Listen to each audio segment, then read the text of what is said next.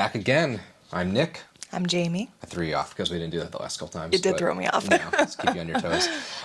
Back again with a pseudo Christmassy. It's about as Christmassy as like Die Hard or like Hawkeye. Like it's just like it's Fair set enough. around Christmas time, Christmas Eve to be exact. But it's this is P2 from 2007. This is directed by Franck Khalfoun. Whatever, who cares? He's not going to see this. But this was also written in part with Alexandre Aja. Maybe High Tension. He did the Hills Have Eyes 2006 remake. I saw that. Kind of a mystery thriller kind of thing. Mm-hmm. It did get a theatrical release. It made about $7.7 million at the box office. This has a Shudder skull rating of a 4 out of 5. Pretty good. Yeah, not bad. What about the Rotten Tomato? You think that's as good? I actually didn't look at the Rotten Tomatoes for this You one. did? And I didn't. I Okay. didn't. I wouldn't assume it's very great, though. Critics 34. Oh, my God. Audience 36. That's Yeah. terrible. Yeah, not good. So why Man, don't I really you- know how to pick them. Why don't you give like a little short synopsis of what this movie's all about? Because the title doesn't really give you much. I mean, you'll understand the title once you hear the actual plot, but Right. it's kind of makes no sense if you don't know what it is.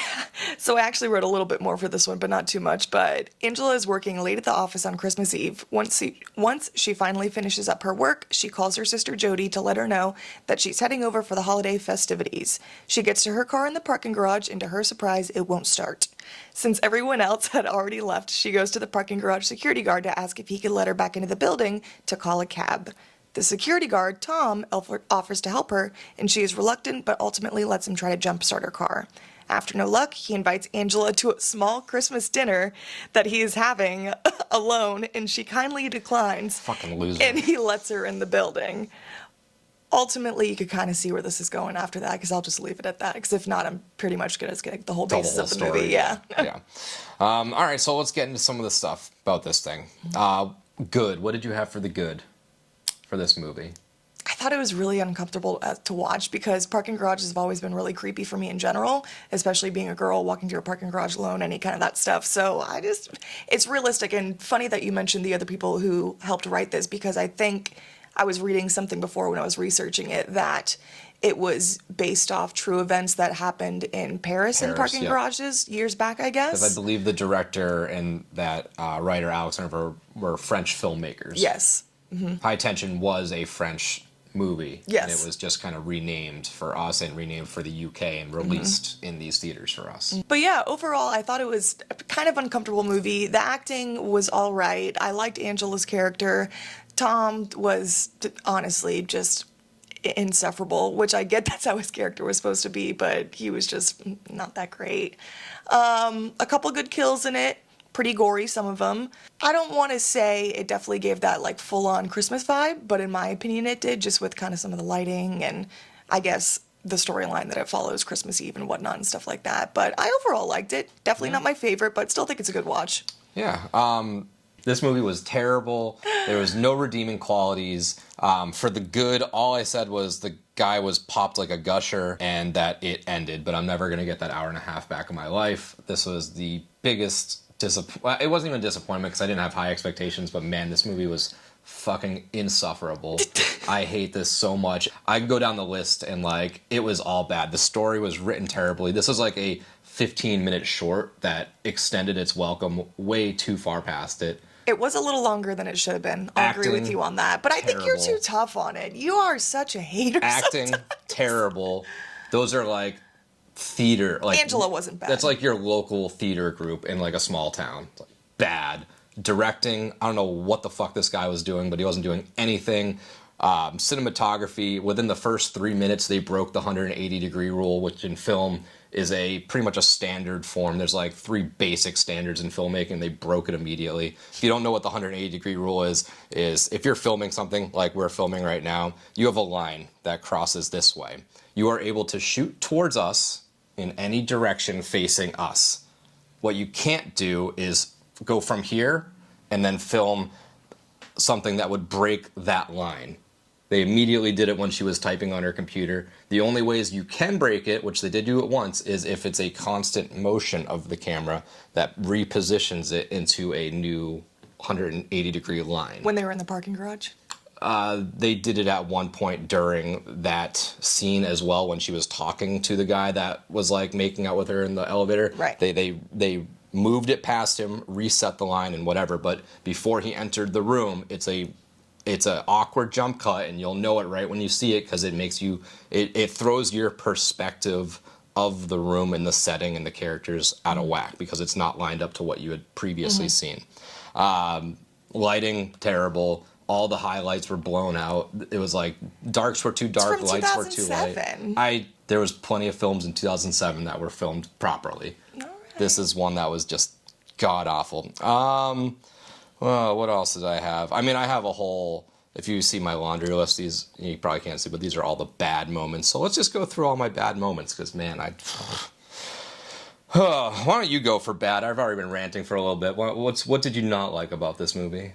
I didn't like how long it was. I thought they really, really drew it out for too much for how it was.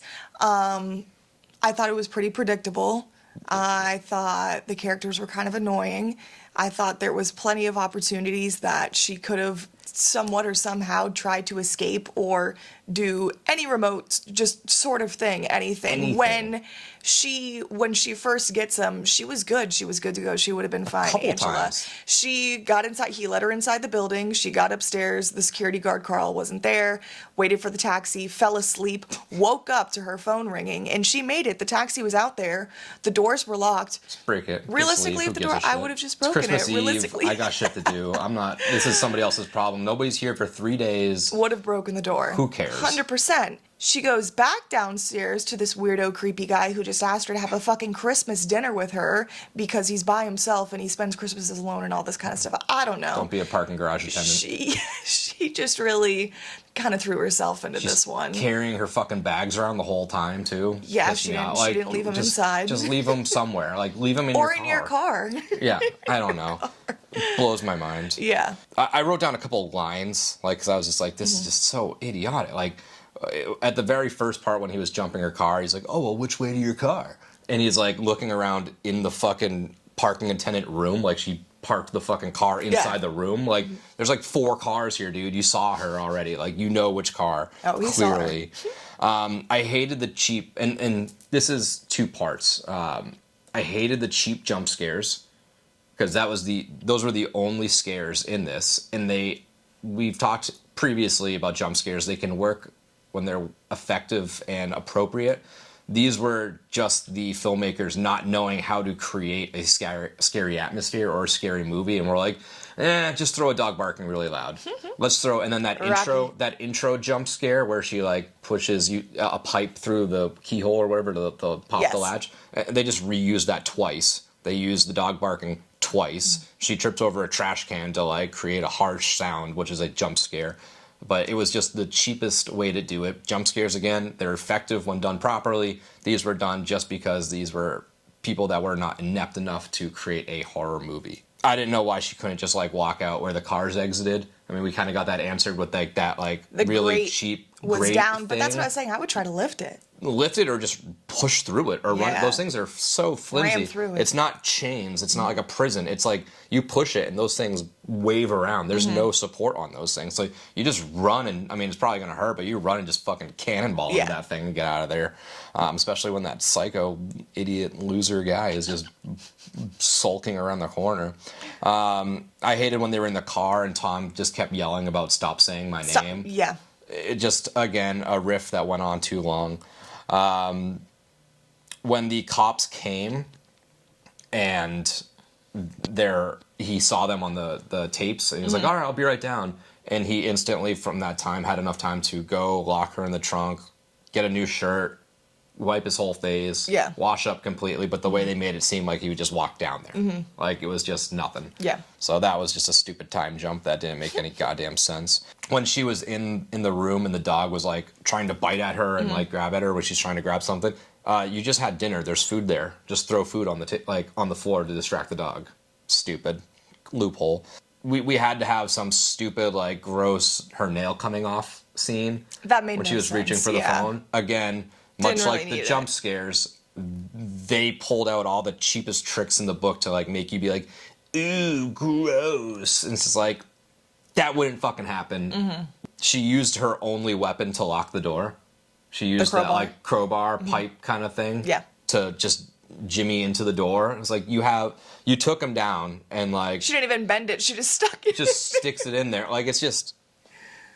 Oh my God, I tried so hard. I watched this whole thing and I tried and I was waiting for some sort of redemption. She finally got the car and she all of a sudden couldn't drive the car because she like instantly slammed it into the fucking wall. Into the wall. Yeah. She flips the car. She was rolls it. though. I mean, you can still drive on the like you can manage. That's what I thought too. Man, and right towards the end is like when I was like really losing it, when they were pretty much like Fast and the Furious style, like facing off against each other in a game of chicken with these like super cinematic sounds. I really hated it's like that a fucking Western showdown. Like, come on, let's see who's chicken now. And again, like how much space is in this garage? Yeah. Because they're just speeding towards each other. There was no reason for him to be like this either. Like there was no like lost, like missed connection. Like he said a couple things. He said he was lonely on Christmas. He said he's always alone. He says he loved her. He says they don't talk. Like pick one and integrate that into the storyline. So I've watched this a couple times, and you kind of just I watched this like when I was younger, like back when it first came out. God. And that's why I wanted to rewatch it again. And it kind of he like is like obsessed with her. He watches her on the security cameras all day. He's known her from The Office. He's too shy to talk to her because he's a fucking weirdo. But they didn't mention that enough. But they insinuated enough to where I was able to pick up on it. Insinuating, but like at least say like there was no point where we knew that he watched her. All the watching of her was what was happening that night and when he drugged her to dress her up. Like there was no him previously watching her. They just didn't mention it. They didn't even say they didn't say nothing. Yeah. So like there was no like real reason for this character. They're like, you know what would be a really cool idea? We have this creepy guy parking garage, this girl he's obsessed with gets stuck with her. Let's just make a movie, fuck it. Yeah, I don't know. That's all my bad stuff. I'm sure I could go on more, but we don't need to just kind of beat this down into the any Nick's the only one beating it down. Yeah, and any movie that like hurts a dog like for no reason, just like stupid. No reason. He was gonna fucking maul her to death in the backseat of the car, and she was handcuffed. He was definitely gonna kill her. Yeah. Well, like, but they put that dog in the story for no reason. The dog served no purpose in the story other than that one scene. Of being his only friend, the security guard's only friend. Well, then he shouldn't have been lonely if he has a friend. If you want him lonely, make him lonely. Yeah, I guess. Give him nothing. I guess they wanted to make you feel the sympathy card a little bit with the dog. Yeah, no sympathy. So let's get into top moment. Oh my god. Yeah. What's your top moment? When Tom killed the other office guy, I think his name was Jimmy, when he was strapped up to the office chair and slammed against the wall multiple times, even though he was probably dead after the first slam. What was he hitting with, like a flashlight or? He was bashing him. It was like a flashlight, and then he got in the car and he rammed him into the wall. Yeah, my top moment was the end. My second top moment was that. Yeah. The one part I didn't like about that too was like he like that first hit.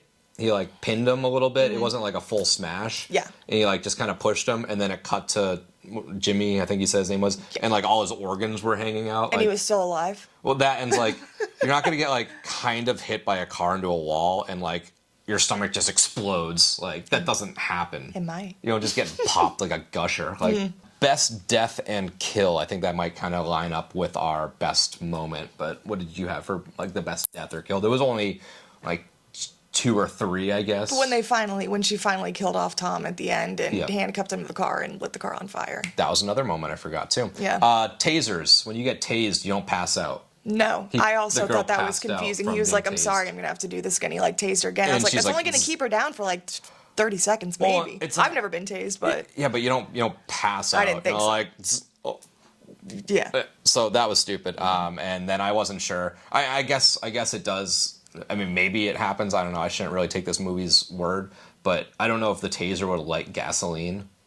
I think it would. Maybe. I mean, possibly. Possibly. We're not going to test it out. I'll give that for the best death as well, because I used the Jimmy for the top moment. But yeah, it was kind of cool watching that because I knew it was the end of this movie. Fear rating. So fear and beer rating. So fear, scale 1 through 5, how scary this movie was. Beer, 1 through 5, how good you are. how good the movie was, how much you enjoyed it, something like that. So your fear rating on how scary this movie was, 1 through 5. I gave this a 1. 1? Yeah. I Yeah. feel like this is the lowest I've ever rated something. It wasn't very scary, but it was more of a thriller. I wouldn't say it was more of a horror. It was more of a thriller, which I usually do like thrillers, but it wasn't very scary. Like Nick had mentioned, there wasn't many too like big death scenes and stuff like that, but I guess the ones that they had were supposed to be the horror of it, the gore of it, but still not much of a horror. But yeah, not very scary. Definitely a 1. No. 0.5. I don't really do less than 0.5s. Like I don't want to get into crazy decimals, but I give it a 0.5 based off of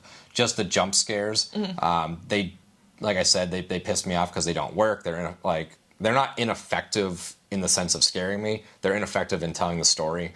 They're just thrown in there for the only reason is they didn't have an idea how to scare you. So 0.5 just for those. That's what you get. Beer rating 1 through 5. How much you enjoyed this? I gave this a 3. A 3? Yeah. Okay, I'm gonna probably break the rules because I say 1 through 5, but I want to give it a 0. Okay. This sucked. I hate this movie. This is so bad. I think I'm going to start doing Shudder Sundays by myself because Nick never likes the movies. I like a lot of the movies we do. No. I like all the Hell House movies. I like Popcorn.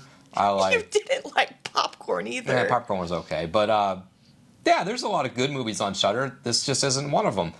We're gonna come across movies that we like and don't like. That's just what happens. There's a bunch of stuff on there, so definitely search around on Shudder if you want to watch a pretty like mediocre to bad thriller that takes place in one location with 2 bad actors with bad direction. Check out P2 for sure. You'll definitely enjoy it.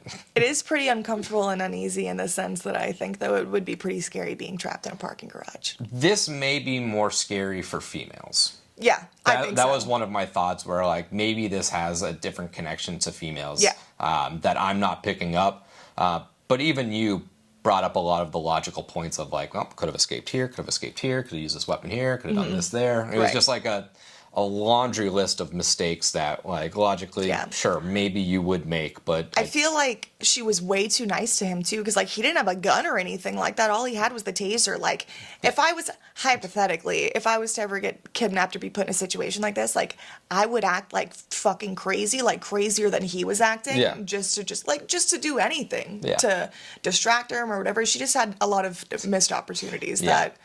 Yeah.